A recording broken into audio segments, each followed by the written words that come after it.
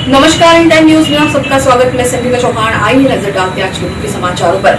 NCP नेता R Patil का सोमवार को मुंबई के लीलावती अस्पताल में निधन हो गया। पाटिल कैंसर पीड़ित थे और पिछले कई महीनों से उन पर इलाज चल रहा था। आर पाटिल के निधन से महाराष्ट्र ने एक महान नेता खो दिया।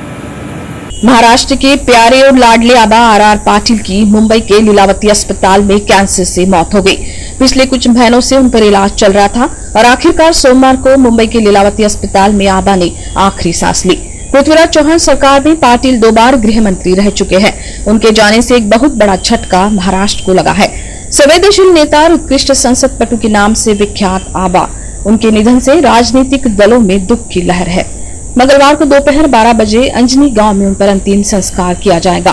पीएम सहित अनेक नेताओं ने आर पाटिल को ट्विटर पर श्रद्धांजलि दी। स्वच्छ चरित्र और शांत स्वभाव के आबा की कैंसर से लड़ाई असफल साबित हुई।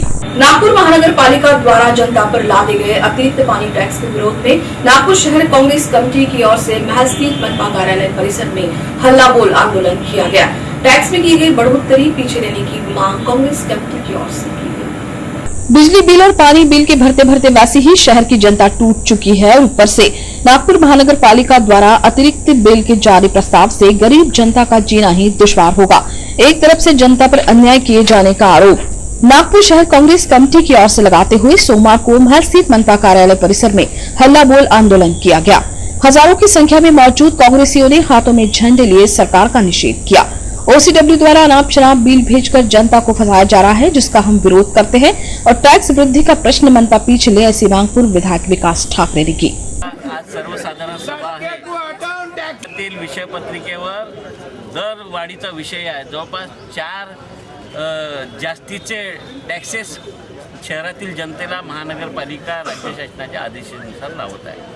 आमचं म्हणणं आहे की शहरातली जनता तसेच या टॅक्समुळे हैराण आहे आणि आणखी 4 टॅक्सेस लावण्याने 18 ते 20% टॅक्समध्ये वृद्धी होत आहे आणि ही सहन करायची नागपूर शहरवासियांची ताकद नाही। आणि तरी हा आजच्या सभागृहात दरवाढीचा आणलेला विषय परत घ्यावा महापौरांनी, ही आमची मागणी आहे। त्याच्यासोबतच ओसीडब्ल्यू तर्फे जी लोकांची पिळवणूक होत आहे, नागपूर शहरातील जनतेला अव्वाच्या सव्वा पाण्याचे बिल देण्यात येत आहे। बिल नाही दिली तर जप्तीची कारवाई करून नळाचं कनेक्शन डिस्कनेक्ट करण्यात येत आहे आणि या प्रायव्हेट कंपनीद्वारे नागपूर शहरातील जनतेची लूट मचली आहे। या सर्वांच्या विरोधात ही आमच्या निदर्शने आहे। सगळ्यात पहिला विषय, नव्याने जी दरवाढ करणार आहे ती दरवाढ आज रोखली पाहिजे। तो विषय आजच्या विषय पत्रिकेतून वगळला पाहिजे, ही आमची प्रमुख मागणी आहे। जर ही आमची मागणी नाही झाली तर आम्ही सभागृहाच्या आतमध्ये सुद्धा अशा प्रकारचे निदर्शनं करू आणि नागपूर शहरच्या जनतेला जास्ती टॅक्स लागू देणार नाही, यासाठी आमचे हे निदर्शन आहे। कोणकोणते नवीन 4 भार लावले जातात? मला वाटते शिक्षण कर, जलमल कर आणि पाणी कर असे 4 नवीन कर दिले आहे। रस्ते कर दिला आहे।